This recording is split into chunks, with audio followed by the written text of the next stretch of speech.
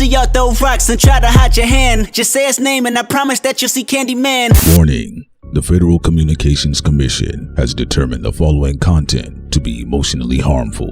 Snowflakes should not view this content under any circumstances, even if supervised by a G.I. Joe, Navy SEALs, Army vet, or someone with good common sense.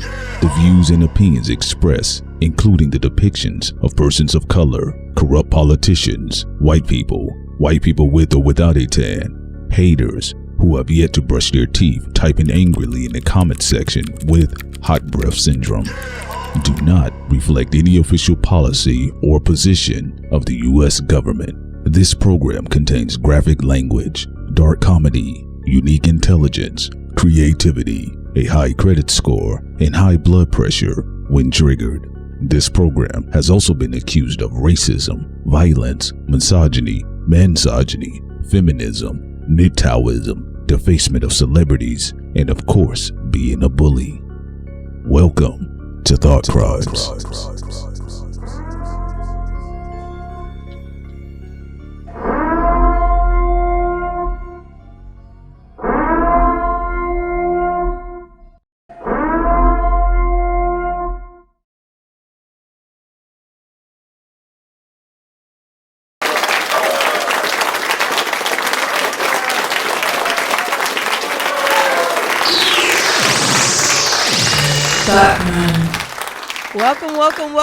Welcome, everyone. Welcome to Thought Crimes. This is your girl, Sincere, and I'm here with... Yo, what's up, everybody? This is your man, Peace Solo, Prince Solomon in the building.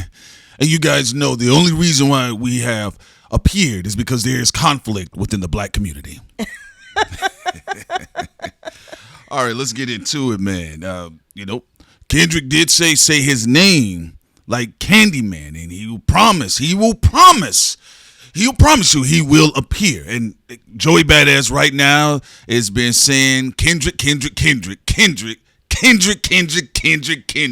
Right. The Candyman line was on Element. Yes. And Joey Badass is being sadistic. Yes, he is. That's why he keeps mentioning Kendrick on most of his diss records. And in his cipher, because he want to let everybody know, look, this is Joey Badass, and I'm not afraid to say the Candyman's name. I'll say Kendrick, and let's see if he comes out and he wants to stand on that or not. Yeah, no, like this is what we're talking about, the art of compatibility or compatibility. I don't know. What am I talking about? Compatibility right. of competition. There you go. I was having a Wheel of Fortune moment. But anyway, yes. Joey Badass has been saying Kendrick's name. He's been saying his name inside the ring. He's been saying his name outside the ring. He says, I'm calling your bluff. All of this boogeyman, boogie paraphernalia, all of this Candyman talking. Look, this is what Joey Badass has said, what he's looking to do. And right now, he seems firmly solid, seems firmly confident, and he's dealing with everybody right now, and he has no problem talking about it. So he's working his way up the ladder. Now, some people have likened it to Mortal Kombat, but Sincere Ignorance and we believe this is more of the lines of Candyman. Because if you keep this in mind, think about it. You guys recall when Big Sean had his hand shaking in front of Two Tones, and he was saying, "See, right here." I'd say he apologized to me. Now you got to remember, Big Sean and Kendrick Lamar, they've been kind of going around with each other, going way back when, damn near for most of their career at that point. But on Element, it seems like Kendrick Lamar was going to be coming up out the bag because he felt like Big Sean was being a little bit more direct. Well, that leaked version of Element was fire, Yeah, but now we have another contender in the ring, and not only that, this is not a situation where you can look at it like, okay, Joey Badass is not a credible MC. You can't look at it in the sense that he's been exposed multiple times for ghostwriters or whatever the case is, and largely overall, all jokes aside, he hasn't had any major scandals. He's been relatively pretty much a quiet MC of New York, and to some degree it had worked towards his detriment, which is why you've seen him be more vocal about it. But I think at this point in time, because he has been off the scene, he's been in the acting world for a moment, but Joey Badass is an MC that jumped into acting. He's not what was Drake when Drake was an actor, then he decided to start rapping. So this is the complete inverse, and Joey Badass has a far more credible resume for MCs and quote unquote hip hop aficionados. Yeah, I agree. Look, this is a sadistic games that Joey is playing. You know, he's basically saying he wants to call Kendrick Lamar's bluff, because Kendrick didn't say, you know, you have to climb up to get me. He said, you know, if you say my name, I promise that you'll see Candyman. And that's the angle that Joey Badass is going with. Yes. Now, yeah, you could say the game of death. You know, we brought that up months ago when we talked about Joey's sorry, not sorry, and all that stuff that we weren't really feeling as much. And we did mention the game of death with Bruce Lee, and, you know, he has to climb up. And we was talking about even at the time all the competitors that have been coming after Kendrick Lamar. But as Prince stated, you know, if you say that in a song, say my name, and I promise that you'll see Candyman, that's what Joey is expecting. Now, I get that there's different stands on all sides. Some people say that, you know, Kendrick doesn't have to reply to, you know, Joey and all that. Me, I'm standing by what I said months ago. I said, I don't think anybody should reply to anything that's corny. Sorry, not sorry just wasn't good enough for a reply for somebody on the level of Kendrick Lamar. But the Red Bull Cypher, the finals, yes, it is. Yes, it is. Now, he still has some people that he has to get out the way, though. He said he don't mind having to get rid of a bunch of bums to get to the king, as they say, if they want to play it that way. So he said he don't mind going against daylyt, and he don't mind going against Ray Ron. And also, by the way, Joey does not have to respond to anybody yet until Ray Ron and daylyt respond. Because daylyt, you know, daylyt has been doing all this Morse code shit on X and all that other shit. People like, nigga, drop the fucking track, drop the diss record. You know, nobody, you don't want to get into the whole Twitter fingers type of, you know, danger zone. We want to hear bars, we want to hear diss tracks. And, you know, again, Joey is very clever with how he's pacing this. I do think that people shouldn't be so cocky with him, because I would say at this point, Joey Badass is the one who's controlling the pace of the battle, which is something that's dangerous. You know, one of the things that made Drake unravel so quickly is he never was controlling the pace of the battle. As we stated before, Kendrick was always 10 steps ahead. So, you know, and also Joey lets y'all know that, you know, he's a fan of boxing. You know, he's watching everything. He's calculated. And like you said, Prince, he's not an actor turned rapper. That's not the same thing as Drake. He comes from the lineage of Ice Cube, rapper turned actor. Queen Latifah, rapper turned actor. Joey Badass, rapper turned actor. It's not the same thing as Drake. Yeah, you know, in this one, you know, initially, even with daylyt, you know, yes, I get it. He's doing his meta netchas. He's doing his hieroglyphs. You know, he's doing his omens, his chants. He's waiting in the wings. And this is a bit of a different situation because these are multiple opponents versus what we've seen before. Like, actually, I would say for a lot of the guys in our era, I mean, outside of you want to say with Tupac, but that was some other stuff when he was screaming at the end of the record and he just felt like New York betrayed him. But I would say in this era, particularly with Kendrick Lamar, and I want to pause real quick when I bring up Kendrick Lamar in this regard. I think people that listen to hip hop or that are watching this, I think they should look at this in a different viewpoint. Kendrick Lamar is comfortable or would have been comfortable even during his battle taking on multiple opponents. It's just that for him and Drake, there was a legitimate decade and a half grudge match, right? And Cole folded. Yes, so Cole got up out the way, man. He got off the block, right? He got his baby and he ran off the block because he was about to start shooting. However, though, even though we've seen it with Drake, Drake had the attempt to do that, but Drake did not have the gift to deal with that energy. That's just my personal opinion. Love it or hate it. We appreciate everybody that watches. OVO and the Boogies. They all like to watch this stuff, all right? And the Boogie. Yeah, so, but I just felt And the Boogie. you shouldn't go outside and try to fight everybody if you can't do that, right? I think, as I've stated earlier over and over, now, Conductor, like I stated before, I think Conductor is a very good producer. I just think what he was laying for a foundation to deal with the hyperactive energy of Kendrick Lamar and to command the attention of the crowd. I just didn't think he provided the sonic atmosphere. I'm not saying he's a terrible guy. I think, he's done decent work and great work with Griselda. But however, people, because we actually had covered for a long time just in New York, Joey Badass backyard, that his presence to some degree by mainstream radio of New York had been snuffed, given that he's hitting all of the pillars of what hip hop is, right?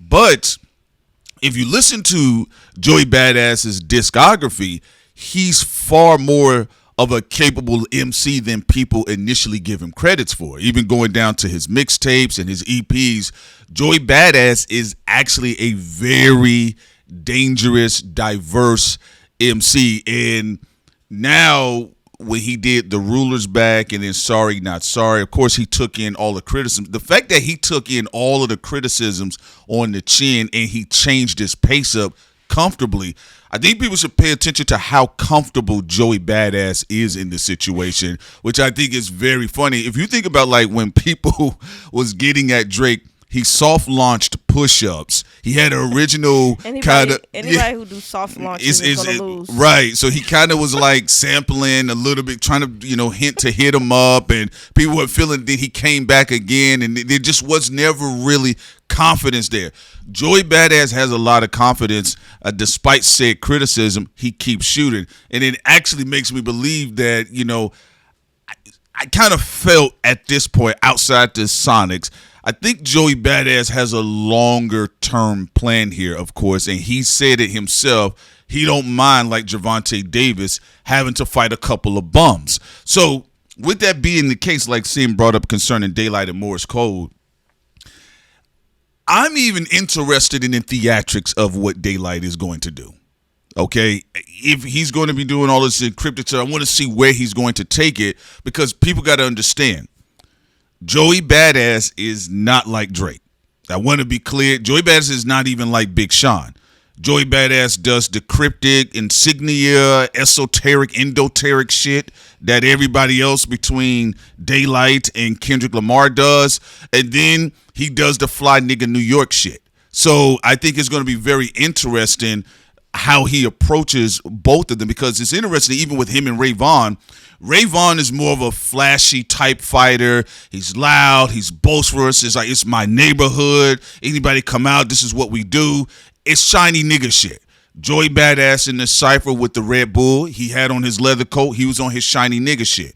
The esoteric, endoteric shit, that's what he was doing with going back and forth with daylyt. So like Sid and I stated, we told folks early on, we said, we wouldn't really sleep on Joey Badass. Maybe we're not favorable to the particular tracks he normally raps over during his other hiatus or his other stays. But for this battle, we just wanted to see if he was going to be able to change the Sonics up. But it definitely looks like he's laying out a long-term plan, and he is very comfortable saying Kendrick's name all over the records. Nobody in this battle should be underestimated.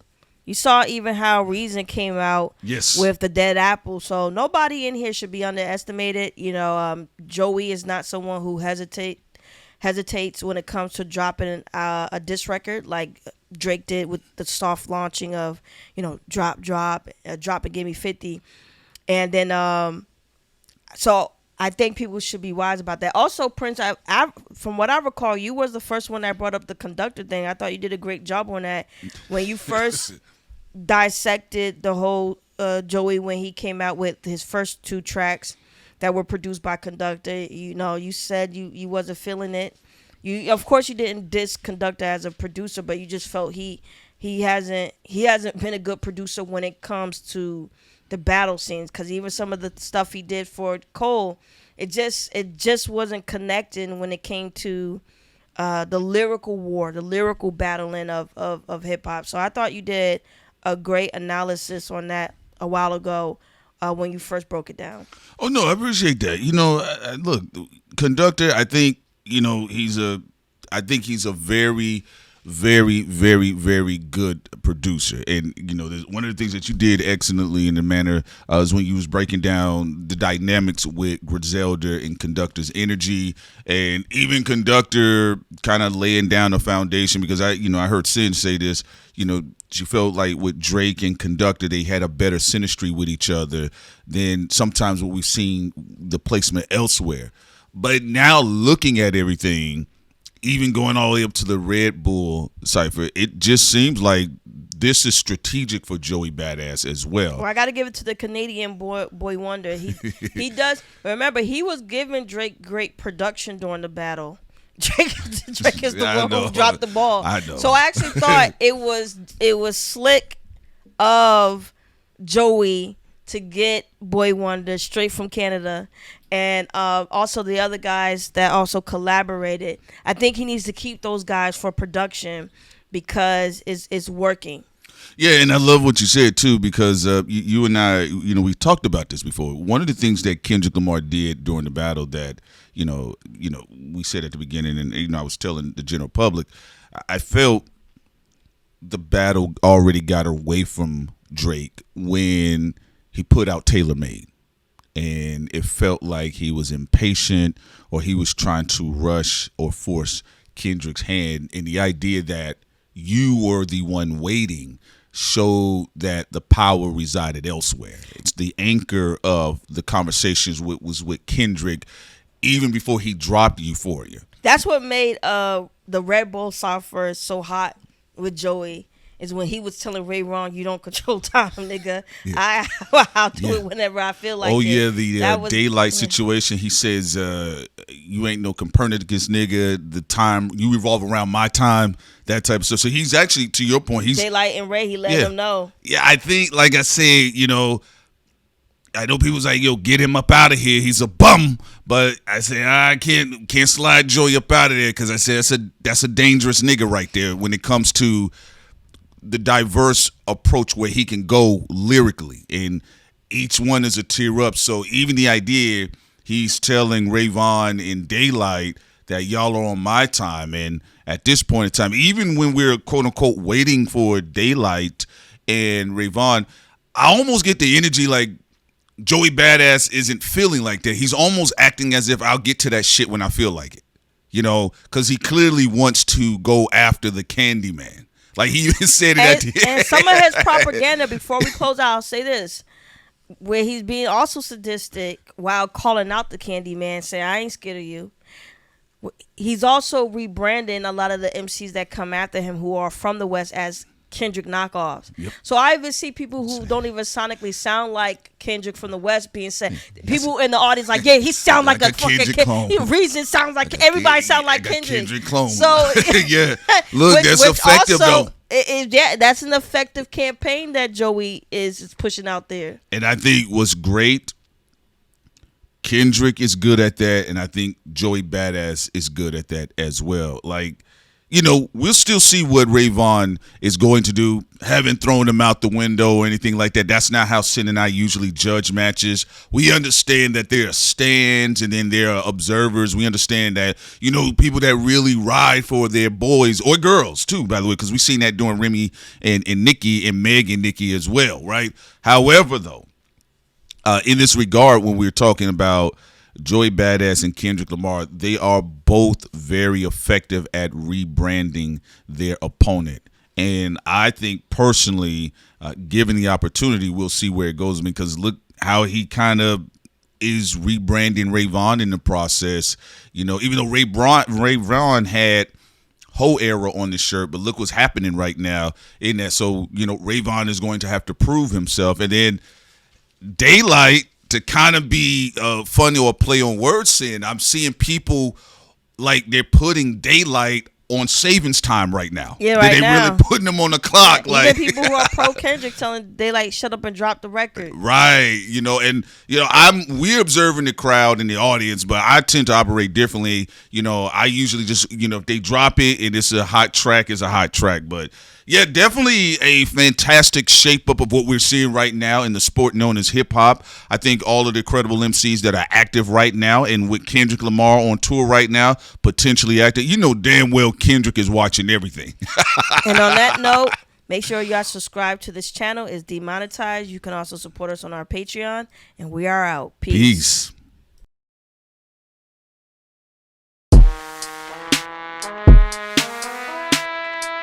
To this day.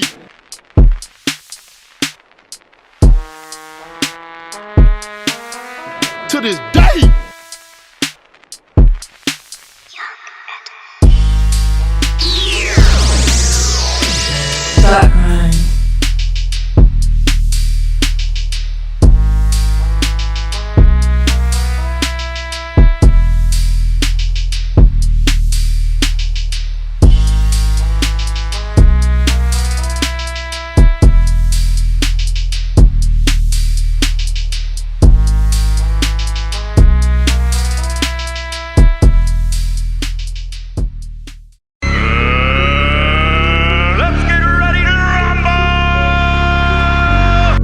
You shouldn't turn your back on me. Is that a challenge? You either die a hero, or you live long enough to see yourself become the villain. Black folks are nosy. They have specials. Nosy specials. Why does a bee make honey? You ain't a bee. Why do you give a fuck? Where's the kaboom? There was supposed to be an earth-shattering kaboom. If he dies, he dies.